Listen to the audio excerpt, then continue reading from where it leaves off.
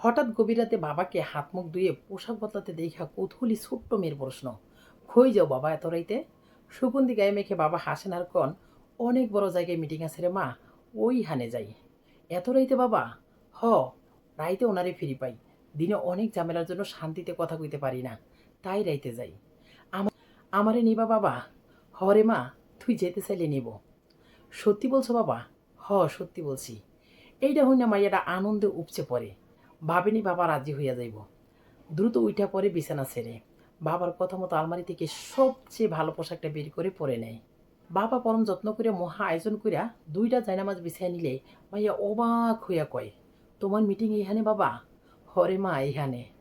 চলো তোমারে আল্লাহর সাথে পরিচয় করিয়া দেই। থারে কইবা, আল্লাহ দেখেন, আজ আমার মাইয়া আমার সাথে আইছে। মাইয়া কয়, আমি তো আল্লাহরে দেখি না বাবা। বাবা কয়, একদিন দেখবি রে মা, যদি এখন থেকে যোগাযোগ রাখস, নইলে আর কোনো দিনও দেখবি না। উনি হলেন সবচেয়ে বড়, সবচেয়ে মহান। এই যে আমাদের যা কিছু আছে, সব কিছু তিনি দিয়েছেন। আমাকে তোমার মতো মিষ্টি একটা মেয়ে দিয়েছেন, আর আমার মতো তোমার একটা বাবা দিয়েছেন। এই দেখুন, খুশিতে কষি কণ্ঠে হেসে ওঠে মাইয়ারা।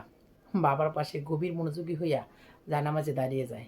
বাবা বাবার দেহেতেই জমিনে মাথা ঠেকিয়ে বিড়বিড় করে কয়, হে মেহেরবান আল্লাহ, আমি আপনারে দেখতে চাই। আল্লাহ পাক মেহরবান করে আমাদের এই চর্মচক্ষুকে একদিন তোমাকে দেখার মতো নিয়ামত দান করুন। আমিন।